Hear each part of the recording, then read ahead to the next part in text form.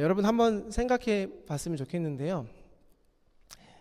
여러분들이 오랫동안 어디에 갇혀 있다가 풀려났다고 상상해 봅시다. 갇혀 있다라는 것은 예를 들면 감옥일 수도 있겠고요. 오늘의 배경과 좀 맞물려 이야기하자면 여러분들이 노예였다가 풀려났다고 생각해 봅시다. 노예였던 적이 없었기 때문에 노예가 어떤 삶일까 상상도 안 되죠. 상상하고 싶지도 않죠. 제가 간략하게 설명을 해드리자면 저도 노예였던 적은 없어요.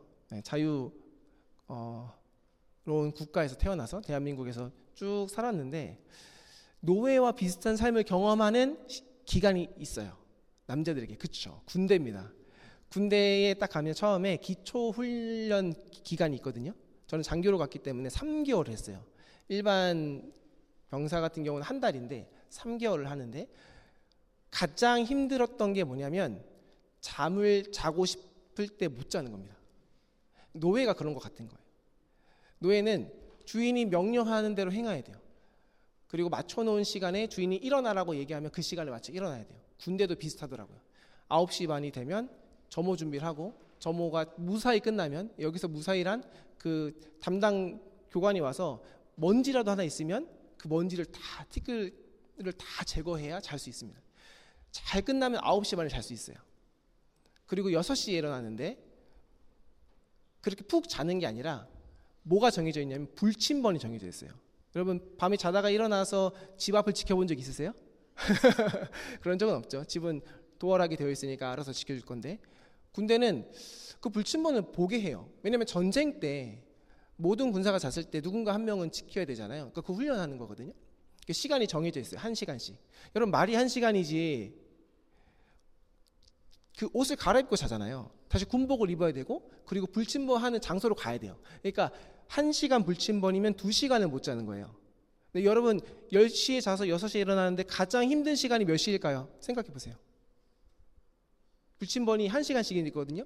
그러니까 8명이 돌아가는 거예요. 40명이서. 돌아가는데 몇 시대가 가장 힘들까요? 중간, 맞아요. 가장 힘들 때가 새벽 2시에서 3시. 그때는 자다가 깨서 추운데 나가서 불침번 쓰고 돌아와서 다시 옷 갈아입고 자야 되는 거예요. 근데 옷 갈아입고 잘 때는 내 자리가 없어져 있어요. 여러분 노예가 이런 것 같은 거예요. 내 마음대로 잘 수 없고요. 내가 입고 싶은 옷은 입을 수는 있겠지만 내가 어떤 의사결정을 할 수 없는 게 노예입니다.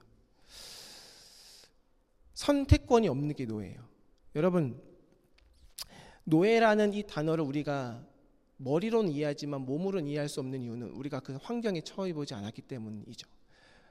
반대로 노예는요 자유라는 이 개념을 머리로는 알지만 몸으로는 겪어보지 않았기 때문에 노예였던 사람이 풀려났어요. 자유인이 됐어요. 자 자유롭게 살아봐 라고 했을 때 그 노예가 정말 자유롭게 잘 살 수 있을까요? 우리는 잘 살 수 있을 거라 생각하지만 아니에요. 자유롭게 사는 게 뭐지? 그거를 경험해 보지 않았기 때문에 가르쳐 줘야 돼요. 한 번도 자유롭게 살아보지 않았던 이스라엘 백성들이 이제 출애굽하면서 자유인이 되었습니다. 그들에게 하나님은 이제 자유롭게 살아라 그리고 자유롭게 예배해라 라고 이야기했는데 이들에게 질문은 그거예요. 자유롭게 사는 게 뭘까? 자유롭게 예배하는 게 뭐지? 우리는 늘 시키는 대로만 해왔는데 그렇죠? 애굽을 떠났어요. 홍해도 건넜어요. 그리고 뒤쫓아오는 애굽 군대를 하나님께서 다 멸하셨어요. 그들을 감시하는 감독관도 없고요. 채찍을 든 사람도 없어요. 마음대로 행하면 돼요. 너가 원하는 대로 선택하면 돼요. 그런데 어떻게 할 줄 모르는 거예요. 여러분 하나님께서 이스라엘 백성들에게 왜 40년이라는 광야의 시간을 줬을까요? 이미 그 안에 답이 있는 거예요. 자유인으로 살 수 있는 방법을 몸으로 체득하는 시간이 필요했던 것 아닐까? 왜냐하면 우리가 계속 출애굽기를 묵상하지만 이스라엘 백성들이 애굽에서 나온 상황에서 감사함으로 살아가는 그 감사함이 며칠 가지 않아요. 그렇죠? 며칠 가지 않고 조금 있다가 뭐가 없으면 불평하고 불만하고 불만을 토로하고 누구에게요? 모세에게, 하나님에게. 배고파요. 왜 맨날 고기만 줘요? 물은 또 왜 이렇게 써요? 물 주면 감사한 거지. 근데 이스라엘 백성들 계속 불만해요. 왜요? 노예였을 땐 주인이 줬잖아요. 자유인이 되면 자기들이 그것을 만나든 메추라기든 물이든 가지고 와서 떠다 먹어야 되는 거예요. 자기가 선택해야 되는 거예요. 하나님께서 하나하나 가르쳐주기 위해서 40년이란 시간을 준 겁니다. 자유를 얻었지만 자유롭게 사는 법을 몰랐던 이스라엘 백성들에게 하나님은 그 자유를 가르쳐줍니다. 오늘 본문은 바로 그러한 백성들의 백그라운드에서 시작되는 이야기예요. 하나님께서 이스라엘 백성들을 애굽에서 구원하시고 그리고 처음으로 인도하신 곳이 바로 이 시내산이에요. 왜냐하면 하나님께 예배드리기 위해서. 자, 오늘 출애굽기 19장 1절을 한번 볼까요? 이렇게 써 있습니다. 이스라엘 자손이 애굽 땅을 떠난 지 3개월이 되던 날 그들이 시내 광야에 이르니라. 3개월, 석 달이 지났습니다. 석 달이 지나서 시내 광야에서 장막을 쳤고 모세는 하나님을 만나기 위해서 산으로 올라갑니다. 그때 하나님께서 모세를 부르시고 이스라엘 백성들에게 전할 말씀을 주셨어요. 오늘 말씀에는 하나님께서 구원받은 이 백성들이 어떻게 새로운 삶을 살아갈지를 가르쳐주는 그 현장입니다. 하나님은 이스라엘 백성들에게 3가지를 말씀하십니다. 첫째, 내가 너희를 어떻게 구원했는지 기억하라. 두 번째, 나의 언약에 응답해라.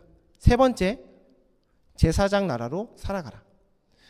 First, remember how I rescued you. Second, respond to my covenant. Third, live as kingdom of priests. 이 3가지를 하나님께서 이스라엘 백성들에게 말씀하시는 거예요. 오늘 이 3가지를 중심으로 하나하나를 조금 이야기하고 싶습니다. 첫 번째로 하나님이 뭘 하게 하셨다고요? 먼저 remember 하게 하셨어요. 하나님은요 뭘 기억하게 했냐면 그들이 경험한 구원을 기억하게 하셨어요. God first calls his people to remember salvation. 그래서 4절에 이렇게 말합니다. 내가 애굽 사람에게 어떻게 행하였음과 내가 어떻게 독수리 날개로 너희를 업어 내게로 인도하였음을 너희가 보았느니라 라고 말하죠. 하나님은 먼저 이렇게 말하지 않았어요. 내가 너희에게 무엇을 요구하는지 잘 들어라. 내가 원하는 거 1, 2, 3야 라고 말하지 않고 하나님 뭐라고 먼저 말씀하세요?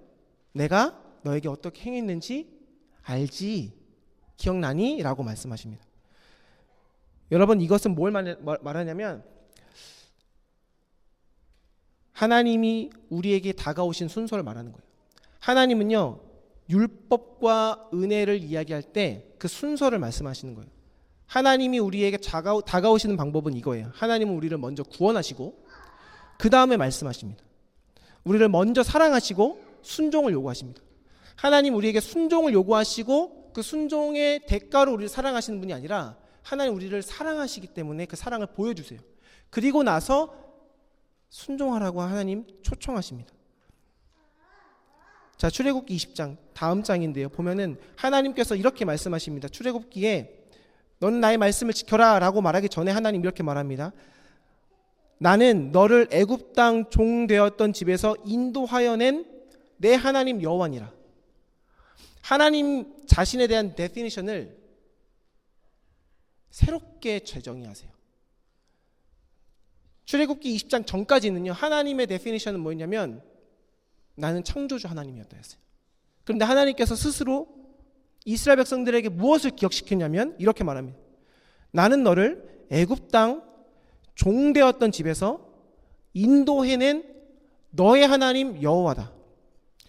하나님 스스로 하나님의 데피니션을 바꿔요.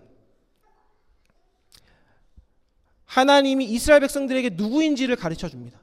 내가 너와 함께 했던 창조주 하나님 하면 이들에게 거리가 멀어요. 창조주 하나님? 나를 창조하셨다고? 나 엄마 뱃속에서 태어났는데? 그렇죠. 계속 올라가면 하나님이 창조주이시지만 그런데 이스라엘 백성들에게는 피부에 와닿지 않는 거예요. 근데 그들에게 와닿는 개념은 뭐예요? 얼마 전에 노예였던 나를 구원하신 그 하나님. 그러니까 그 하나님이 누구냐고 이야기하는 거예요. 하나님은요 이스라엘 백성들에게 명령보다 율법보다 먼저 하나님의 구원이 무엇인지를 가르치는 거예요.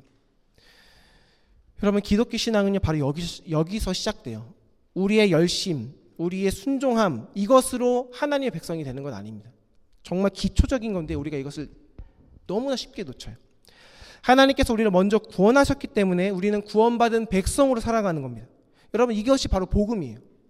복음은 바뀌면 안 돼요. 내가 순종해서 하나님이 나를 사랑하실 거야가 아닙니다. 하나님 나를 사랑하셨고 그 사랑에 대한 응답으로 살아가는 것입니다. 그 사랑이 먼저예요. 그것이 바로 복음입니다.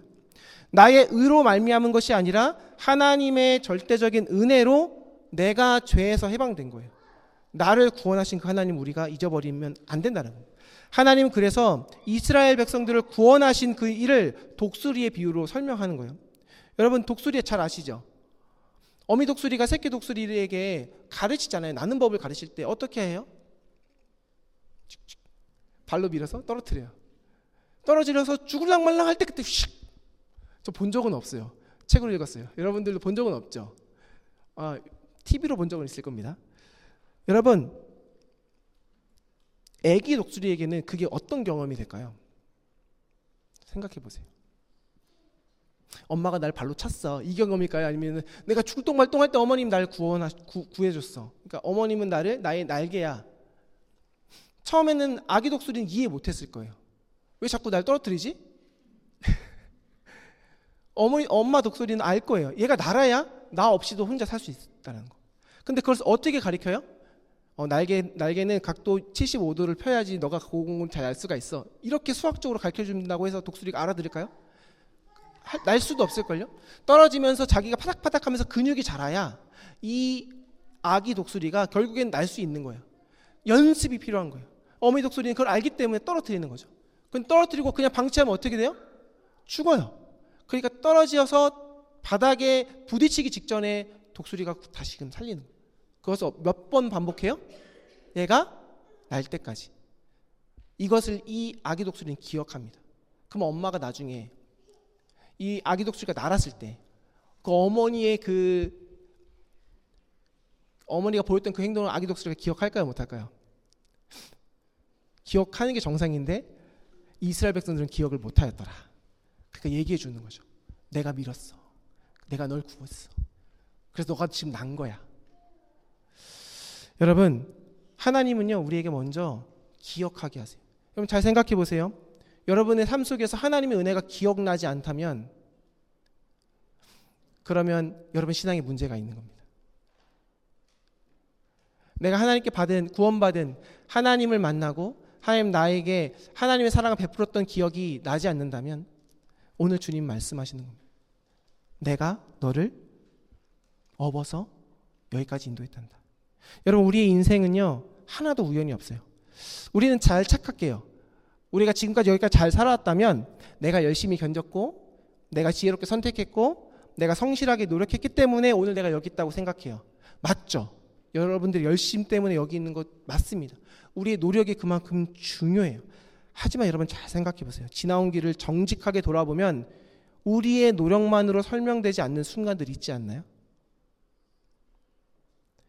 내가 무너질 때 누군가가 내 손을 잡아준 적 없나요? 길이 보이지 않을 때 예상하지 못했던 길이 열린 적은 없나요? 내가 포기하고 싶었을 때 하나님께서 사람을 보내서 나를 위로하시고 회복시켰던 경험은 없나요? 여러분, 그 순간들이 하나님께서 여러분을 찾아오셔서 도와주신 거예요. 벼랑 끝에서 떨어져 죽을 그 순간에 하나님이 독수리처럼 잡아주신 거예요. 그 순간들이 있다라는 거예요.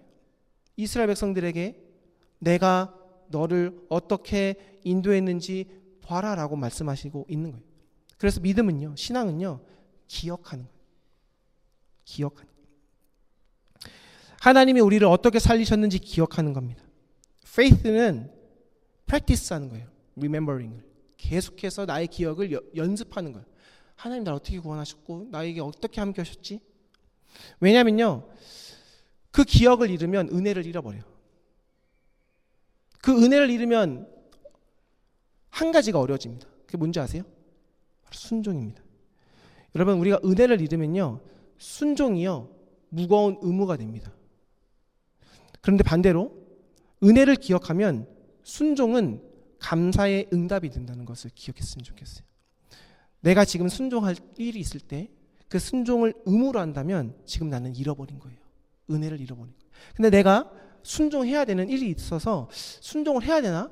말아야 되나 기도하는 가운데 감사의 응답으로 순종하게 된다면 지금 나는 은혜를 기억하는 사람이라는 겁니다. 오늘 주님은 바로 우리에게 그 사실을 다시 한 번 더 상기시키는 겁니다. 리멤버 시키는 겁니다. 두 번째로요. 하나님은요. 우리를 언약의 상대로 존중하십니다. God honors people as partners in covenant. 두 번째로 하나님께서 이스라엘 백성들에게 말씀하셨어요. 5절입니다. 세계가 다 내게 속하였나니 너희가 내 말을 잘 듣고 내 언약을 지키면 너희는 모든 민족 중에서 내 소유가 되겠고. 여기서 중요한 표현은 이거예요. 너희가 나의 말을 듣고 언약을 지키면 Now if you obey me fully and keep my covenant. 하나님은요. 이스라엘 백성들을 애굽에서 구원하셨어요. 그런데 그들을 또 다른 노예로 만들려고 구원하신 게 아니에요. 하나님의 목적은 그들을 예배하는 예배자로 세우기 위해서 구원하십니다. 자유롭게 하나님을 예배하는 하나님의 백성으로 삼기 위해서. 여러분 애굽의 바로를 생각해 보세요. 바로 왕은요. 이스라엘 백성들에게 늘 명령했습니다. 벽돌을 만들어라. 그리고 집은 주지 않을 거야. 생산량은 줄이지 말아라. 라고 계속 명령했던 그가 바로입니다. 왜냐하면 이 바로는요. 사람을 인격체로 바라본 것이 아니라 노동력으로 바라봤기 때문이에요. 바로에게 사람은 목적이 아니라 수단이었어요. 사람 그 자체가 중요한 게 아니라 나를 위해서 내가 써먹어야 되는 어떤 무엇이었던 것이죠. 그런데 하나님은 바로와는 다른 분이라는 겁니다. 하나님은 이스라엘 백성들을 구원하신 후에 그들에게 언약의 내용을 들려주십니다. 그리고 이렇게 말씀하지 않으세요. 내가 너에게 언약했지. 이 말씀을 듣고 따라라 라고 말씀하시지 않습니다. 하나님은 뭐라 그러냐면 언약의 내용을 들려주시고 그리고 응답을 기다리십니다. 8절에 보세요. 이스라엘 백성들이 함께 대답하는 장면이 나와요. 주님께서 말씀하신 모든 것을 우리가 실천하겠습니다 라고 말합니다. 여러분 이게 무슨 말이에요? 하나님께서 언약의 내용을 소개한 다음에 따라라 라고 강요하거나 명령한 것이 아니라 이스라엘 백성들이 네 그렇겠습니다 라고 이야기할 때까지 기다렸다는 겁니다. 굉장히 중요한 장면이에요. 모세를 통해서 하나님의 언약을 이야기한 다음에 나를 따라라 라고 말하지 않고 이스라엘 백성들이 스스로 따르겠습니다 라고 말할 때까지 기다리십니다.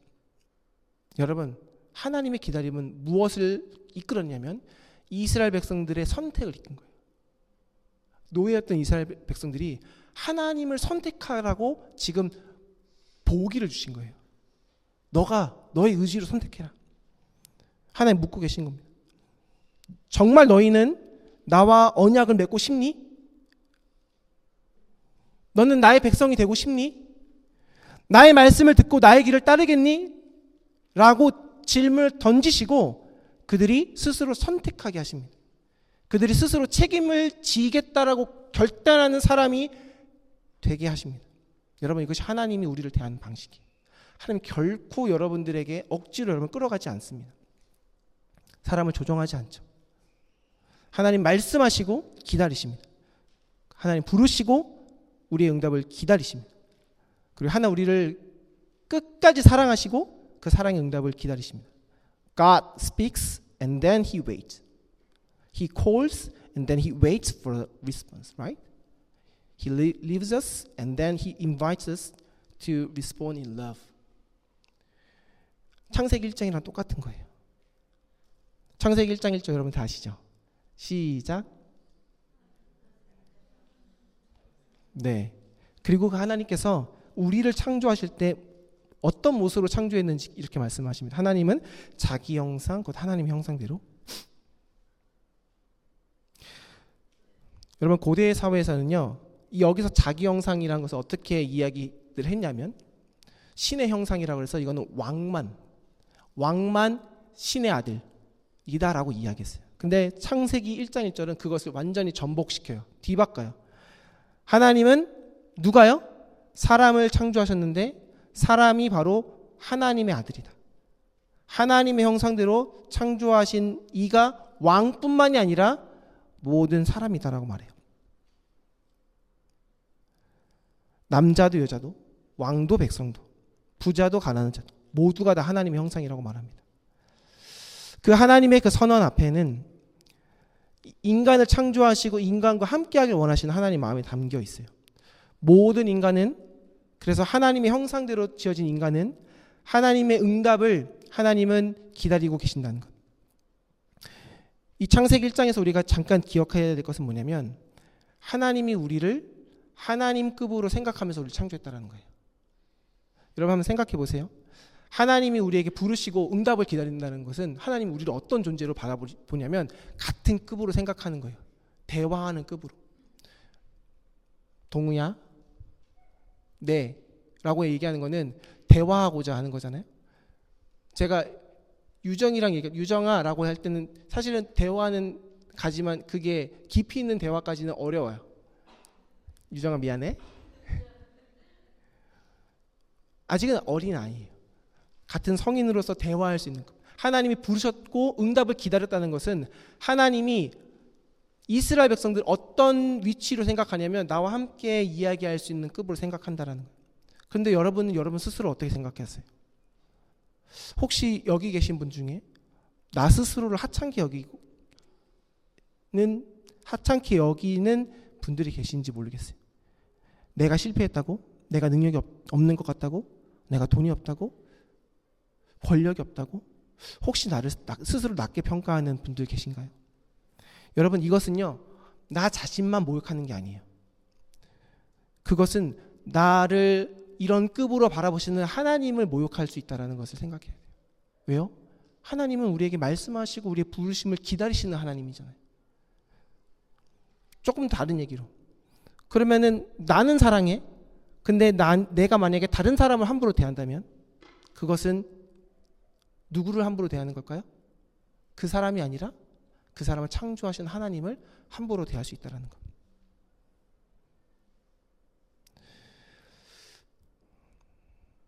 하나님은 우리를 인격체로 같은 급으로 대하신다는 것입니다.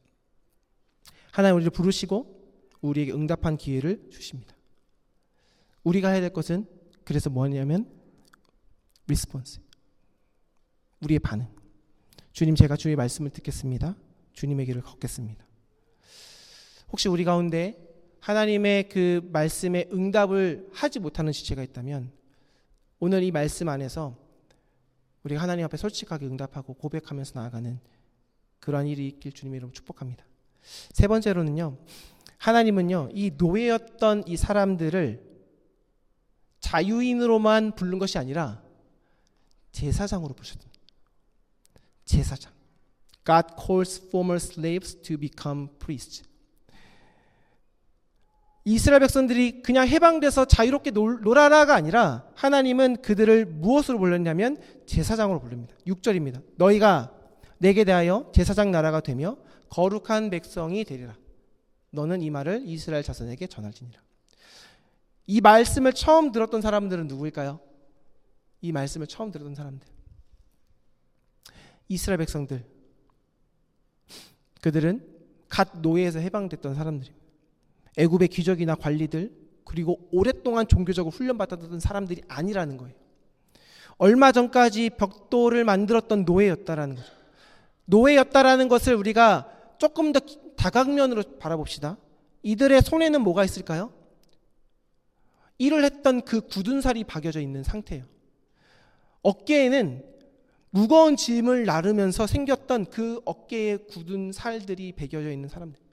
마음에는요, 노예로 살아가면서 주인에게 무시당했던 그 마음의 상처가 가득했던 사람들이라는 겁니다. 굳은 살과 망가진 몸, 상처받은 마음, 그런 노예, 그런 사람들에게 지금 하나님 말씀하는 거예요. 너희가 나의 제사장 나라가 되라. 하나님께서 구원해 준 것만으로도 놀라운데 이제는 하나님이 제사장으로 불렀다라는 겁니다. 여기서 질문입니다. 이게 정말 중요해요. 제사장은 어떤 사람일까요? 제사장은요, 하나님과 사람을 연결하는 사람입니다. 하나님의 뜻을 세상에 전하고 세상의 아픔을 하나님께 가지고 나가는 사람이 바로 제사장입니다. 그러니까 제사장이 되라라는 것은요, 내가 너희를 앞으로 특별 대우할게가 아니라 너희만 복 받는 사람이 되라가 아니라 내가 너를 통해서 온 세상이 하나님의 뜻과 사랑을 알게 될 것이라 라고 부르는 소명이라는 거예요. 여러분, 이 소명은요, 하나님께서 아브라함을 불렀을 때부터 생겼어요. 땅의 모든 족속이 너로 말미암아 복을 받을 것이다. 맞죠? 그게 바로 제사장의 책무 중에 하나예요. 그러니까 하나님의 선택은요, 특권이 아니라 사명이라는 겁니다. 이스라엘 백성들을 구원하신 것, 저와 여러분 여기 있는 우리 모두를 구원하신 그 이유는요, 제사장이 되라는 거예요. 목사만 제사장이 아니라 우리 모두가 제사장이라는 겁니다. 하나님의 제사장이 돼서 세상 속에서, 교회 안에서, 가정 안에서 하나님 앞에 그 사람들의 상처를 가지고 나가는. 여러분, 예수님도 제자들에게 말씀하셨습니다. 너희는 세상의 소금이다. 너는 세상의 빛이다. 여러분, 소금은요, 자신을 위해서 존재하지 않아요. 소금. 음식을 하신 분들 아시죠? 음식 속으로 들어가면 사라집니다. 하지만 맛이 나죠. 빛도요, 자기 자신을 비추기 위해서 존재하는 것이 아니에요. 어두움을 밝히기 위해서 존재하는 것이 빛이잖아요. 주님도요, 우리를 부르실 때 너희는 세상의 빛이요 소금이다 라고 했을 때 그 정체성은 세상을 향해 있다라는 거예요. 너만 구원받고 천국 가라가 아니라 너를 부르시고 구원하시고 해방시킨 이유는 바로 세상 속으로 들어가서 그들을 하나님께로 데리고 와라라는 겁니다. 그러니까 교회가 제사장 공동체라는 거예요. 우리 교회는요, 세상과 분리되면 안 돼요. 우리끼리 안전하게 지내자, 우리끼리 행복하게 지내자가 교회가 되면 안 됩니다. 세상의 아픔을 가지고 하나님께 나아가는 공동체가 교회여야 합니다. 그리고 하나님의 위로와 정의를 가지고 세상으로 나가야 되는 게 교회라는 것입니다. 이 세 가지를 이야기할게요. 제사장 나라와 거룩한 백성을 그럼 어떻게 살아야 되느냐? 오늘 본문에 나오지 않지만 구약 전반에 흐르는 세 가지의 정의가 있습니다. 하나는 히브리어인데요, 미슈파트라고 해요. 이거는 공정하고 정의로운 삶이라는 겁니다. 그러니까 이건 뭐냐면 잘못한 사람한테는 책임을 묻는 거예요. 피해를 입은 사람한테는 정당하게 보상을 하는 거예요. 힘 있는 사람이라고 법 위에 서 있는 것이 아니라 힘 없는 사람도 동일하게 대우받는 것이 바로 미슈파트라는 거예요. 제사장은요, 그런 역할을 하는 거예요. 세상 가운데 나아가서 잘못된 것을 바르게 고치는 역할. 두 번째로는요, 째다카라고 해요. 째다카. 이것은 약한 사람들이 세상 속에서 다시 살아갈 수 있도록 세워주는 정의입니다. 째다카. 성경에서는요, 미슈파트처럼 잘못한 사람을 처벌하는 것만 이야기하지 않습니다. 가난한 사람들, 약한 사람들, 그들도 각자의 삶을 살아갈 수 있도록 교회가 힘을 내야 된다. 우리가 제사장이라면 교회 안에서나 세상 속에서나 힘든 자나 약자가 있으면 등한시하면 안 된다라는 거예요. 하나님께서 이스라엘 백성들에게 이제 모세오경에 보면은 법을 주십니다. 거기서 보면은 추수할 때 밭 모퉁이에 있는 곡식을 전부 거두지 말라라고 말해요. 필요한 것은 가져가지만 모퉁이에 있는 것들은 남겨둬라라고 말해요. 왜요? 가난한 사람들, 객과 고아와 과부들이 와서 그냥 가져갈 수 있도록. 이게 바로 째다카입니다. 은혜고 긍휼이라는 거예요. 교회의 역할이 바로 그렇다라는 거예요. 그것이 바로 제사장의 역할입니다. 세 번째는요, 헤세드예요. 헤세드는 하나님의 언약에 근거한 사랑을 말합니다. 하나님께서 나를 사랑하시니까 그 사랑을 가지고 내가 그 사랑을 전하라는 거예요. 여러분, 고아는요, 자신을 보호해 줄 수 없는, 부모가 없는 사람이 고아잖아요. 나그네는 누구예요? 땅도 없고 친척도 없고 자신을 대변해 줄 수 없는 사람이 바로 나그네죠. 이런 사람들은 세상이 기억하지 않습니다. 그런데 하나님은 바로 그들을 기억해요. 이것이 바로 헤세드입니다. 세상은 잊어버리지만 하나님은 하나님의 언약으로 그들을 끝까지 기억한다. 우리는 잊어버릴 수 있지만 하나님은 하나님의 언약으로 우리를 기억한다. 하나님의 백성이 누구인지 알고 싶다면, 누가 제사장 교회로서 사명을 잘 감당하는가를 보고 싶다면 그 공동체가 약한 사람을 어떻게 대하는지를 보면 된다는 것입니다. 예배를 얼마나 거룩하게 드리느냐 중요하죠. 성경을 얼마나 많이 아느냐 중요하죠. 교회에 얼마나 오래 다녔느냐 중요하죠. 그런데 하나님께서는요, 그런 우리에게 또 한 가지를 분명히 물어보신다라는 것입니다. 그건 뭐냐면, 너희 가운데 힘없는 사람은 계속해서 인정받고 있냐? 내 주변에 가난한 사람을 너는 존중하고 있니? 낯선 사람이 왔을 때 너는 환영해주고 있니? 어린아이와 노인과 그리고 장애를 가진 사람들의 목소리가 너희 공동체 안에서 들리고 있니? 그런 하나님의 질문이 우리 안에 있다라는 거예요. 그 질문이 들리고 그 질문에 대한 답을 할 줄 알아야 우리가 누구라고요? 제사장다운 삶을 살아갈 수 있다라는 것입니다. 마지막 한 가지만 이야기하고 설교를 마치겠습니다. 하나님은요, 우리를 무엇으로부터만 구원한 것이 아니라 무엇을 위하여서도 구원했다는 겁니다. God save us not only from something but also for something. 하나님은 이스라엘 백성들을 그냥 너가 불쌍하고 너가 노예였으니까 구원할게가 아니라 제사장으로의 부르심을 향해서 우리를 구원하셨다라는 것입니다. 오늘 이것이 바로 하나님의 그 신의 산에서 이스라엘 백성들에게 주신 메시지라는 것입니다. 말씀을 정리할게요. 하나님께서 이스라엘 백성들을 부르시고 말씀하실 때 그 이스라엘 백성들의 상태는 대단한 상태가 아니었습니다. 노예였고 상처 있었고 힘없고 절망했던 사람들, 불평했던 사람들. 그런데 하나님은 그들을 향해서 말씀하십니다. 너가 나의 보물이다. 너가 나의 거룩한 제사장이다. 너희는 거룩한 백성이 될 것이다. 하나님이 우리를 어떻게 바라보시는지를 기억했으면 좋겠습니다. 그리고 우리를 향한 그 부르심에 우리가 응답했으면 좋겠습니다. 반주 좀 해주실래요? 세상이 불공평할지라도, 그리고 우리 가정이 내가 원하는 모습으로 존재하지 않더라도, 그리고 내 환경이 이스라엘 백성들의 그 노예 상태와 별반 다르지 않을지라도 여러분 상관없습니다. 더 중요한 것은 하나님이 오늘 우리를 부르셨다는 겁니다. 그리고 세 가지 말씀하십니다. 내가 너를 여기까지 인도한 것을 기억해라. 그리고 얘야, 사랑하는 딸아, 사랑하는 아들아, 나의 언약에 응답해 주지 않으렴? 왜냐고? 내가 너를 제사장으로 불렀기 때문이다. 우리 안에 그러한 믿음과 확신이, 그 사명이 있었으면 좋겠습니다. 여러분 삶의 위치가 어떠할지라도 그 하나님을 붙들고 세상 가운데로 나아갔으면 좋겠습니다. 우리 가정 안에서, 교회 안에서, 직장 안에서 바로 그 믿음의 삶을 살아갔으면 좋겠습니다.